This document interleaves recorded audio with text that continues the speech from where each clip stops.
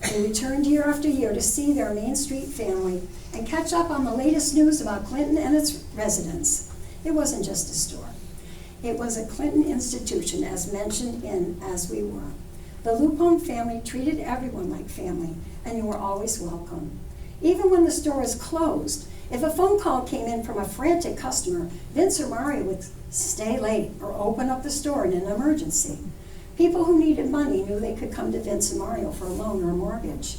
Bills weren't always paid, and charity was extended discreetly to those in need. That was the way Clinton was. We took care of our own. The Lupone brothers loved the town, and the town loved it right back. In the end, it all started because of the strength and the insight of a little blind cobbler from Italy and the love of his family, who worked hard all their lives to see his dream grow and survive as long as it has. The fourth generation will have to pursue their own dreams with the inspiration of hard work and dedication to family as their path. Angelo and Angelo. One started the dream and the other carried it out to its completion along with his cousin Louise and with the help of their family in the past. 3 generations, 100 years.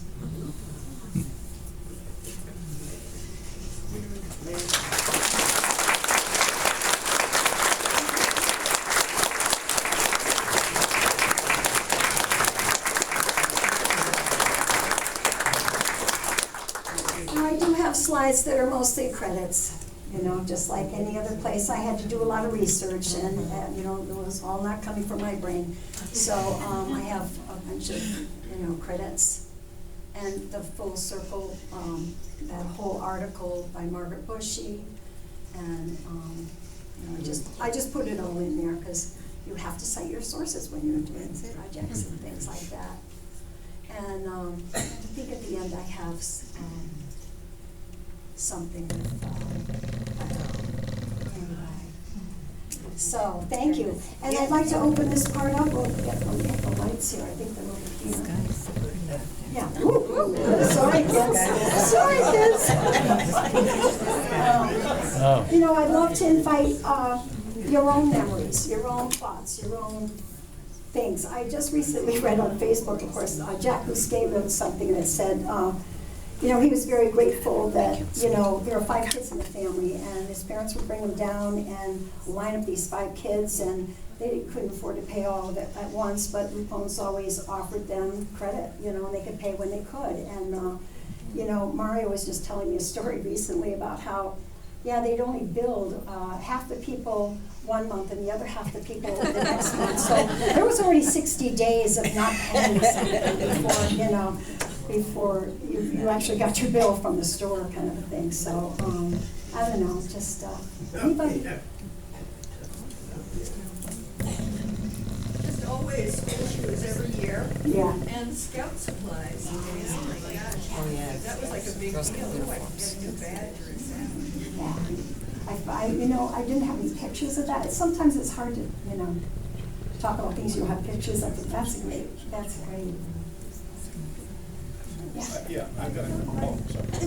I just heard Dr. like Seth Daly's husband lived in Washington. He had left here in 1954, basically. And about 1999 or something, we were up here, and he broke his shoelace. He said, oh, I know just where to go. And then he said, Teddy, where have you been? I haven't seen you for a while. At least 40 years. We had the shoelace, and we also had the memories. Go ahead. Yeah, so I have a question. So I can't remember when, but I can hear Angelo and Mario's voice in my head right now. We got all of our underwear and socks and everything there for many years. Sometime after that, and I don't know if I was in my 20s or 30s, I was ushered into a basement and given some red wine. And at least at that time, it was delicious. And my question is, who made that wine? His grandfather. I'm sure. That was mine. That was you? Okay. In the back of the shoe department, there was a basement. Go ahead. I want to make sure he gets this right. So the whole story goes is, I got to go back a little bit. Under the shoe department of the store, it's all sand. And my grandfather would make wine down there, and he built and they're still there, all these cabinets out of the ends of the wine boxes, because they never, you know, in the old days, you never threw anything out, you used everything. So we have all these boxes that he made all these things out of, so. But in reality, my grandmother did all the work.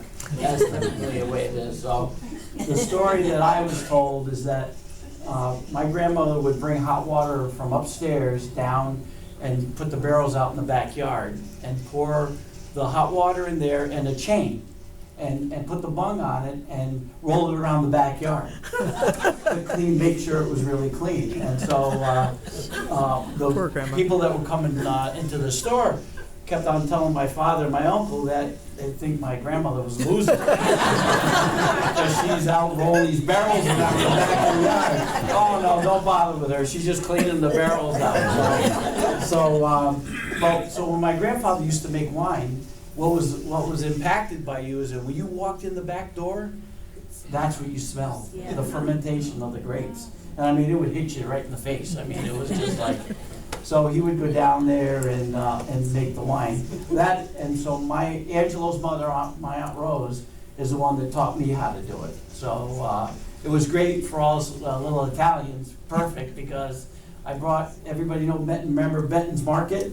Yes. You know, Andy Benton was probably like 6 foot, 6'2". And I took him down there when he finished with helping. He ended up with like black and blues all over his head. He kept on hitting the beams and stuff. So, yeah, so that, anyways, that's the story.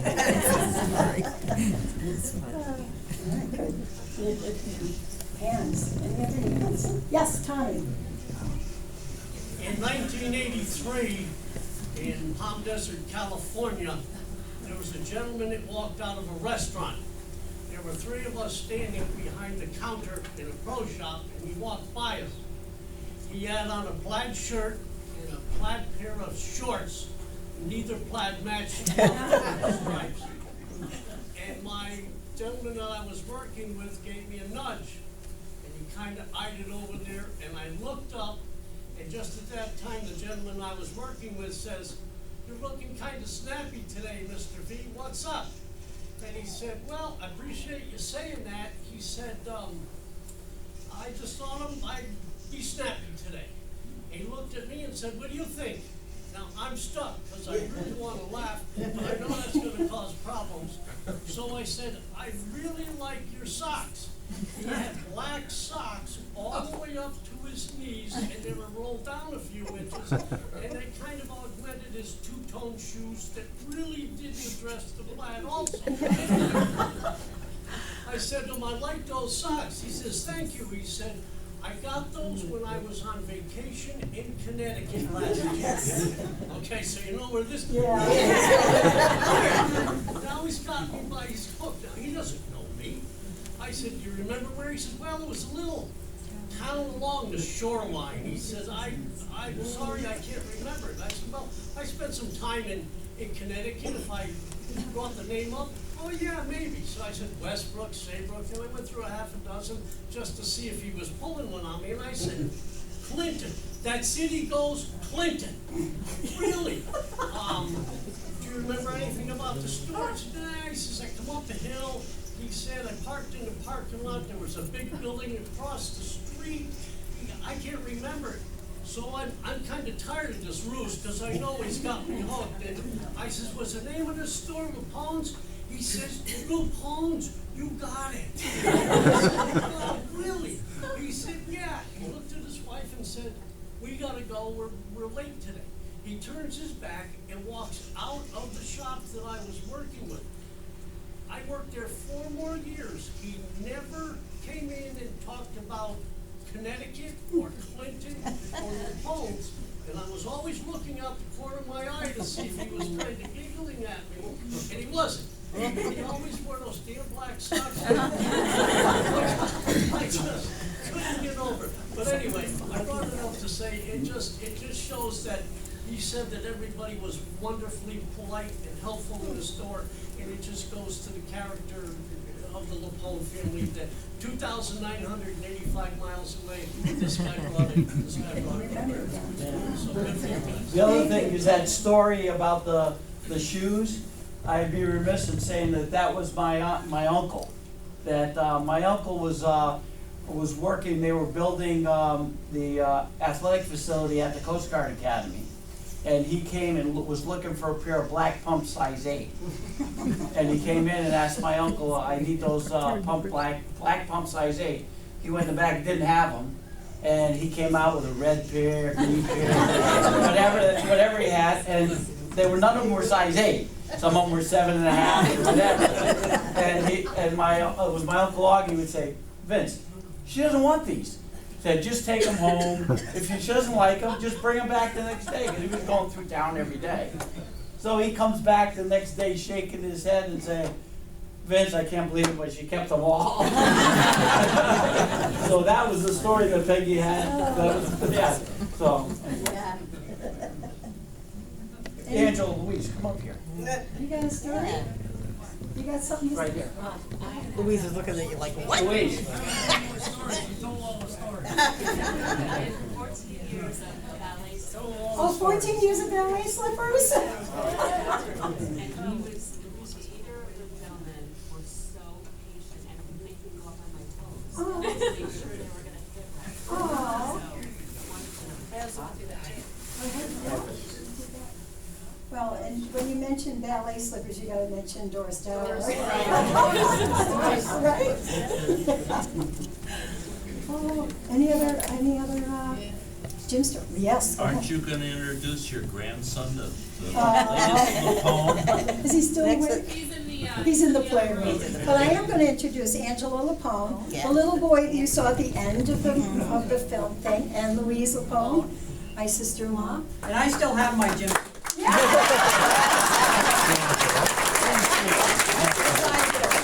I need to go to the Historical Society. Well, there you go. And guess what? It still fits her.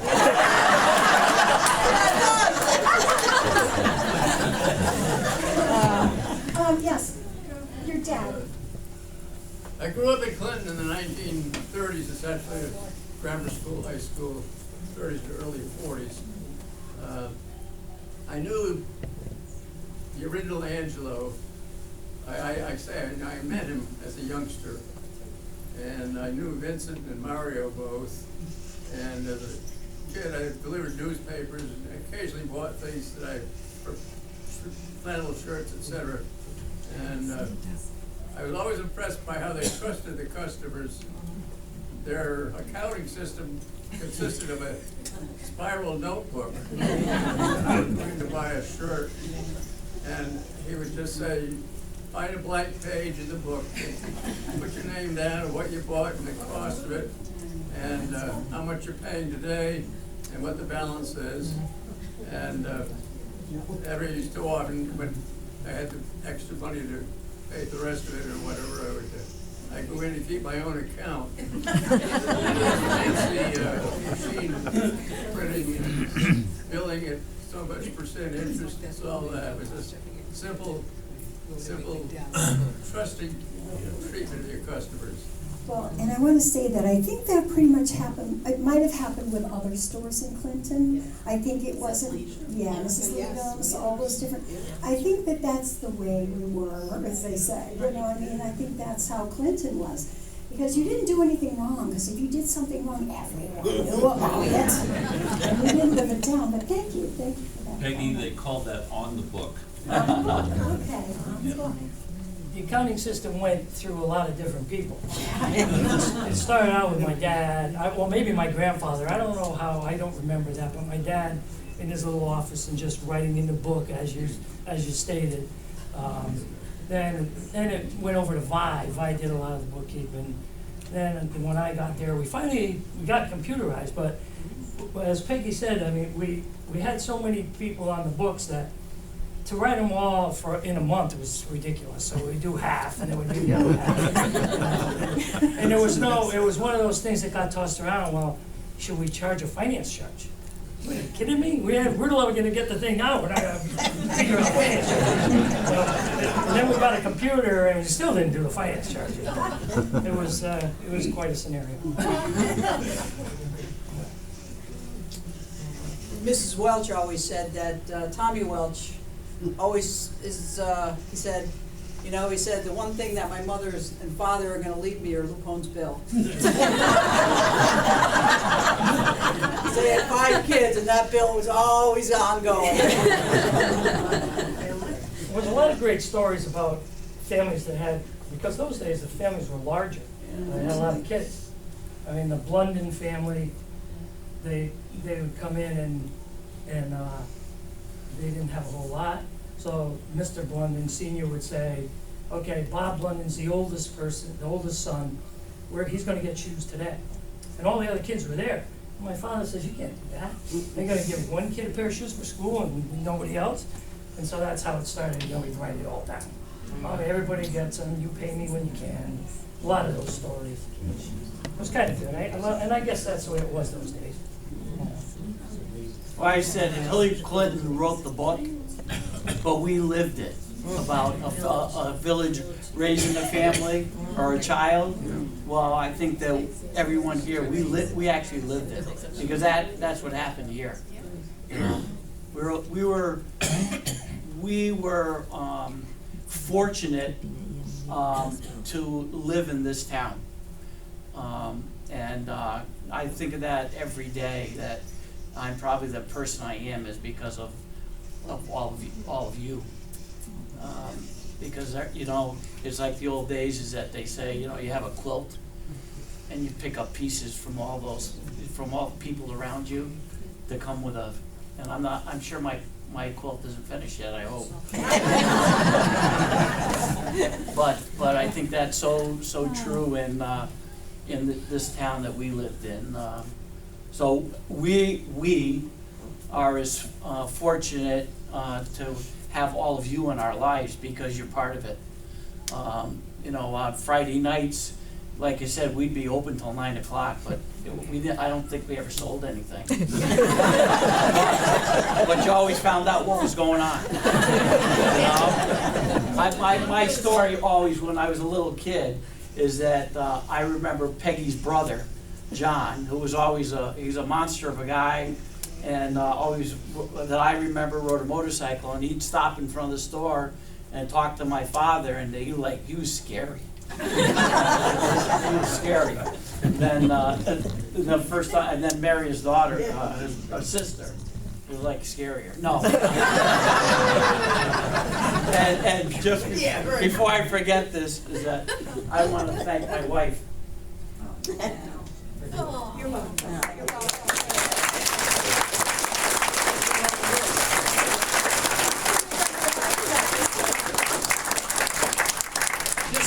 Just talking a little bit about that Mario was saying on Friday nights, we used to, and some of you I'm sure maybe remember, in front of the store used to have benches. That was before the Interstate 95 was here. So there was trailer trucks coming through, and my mother and his mother and her mother. We'd sit, one every other Friday, by the way.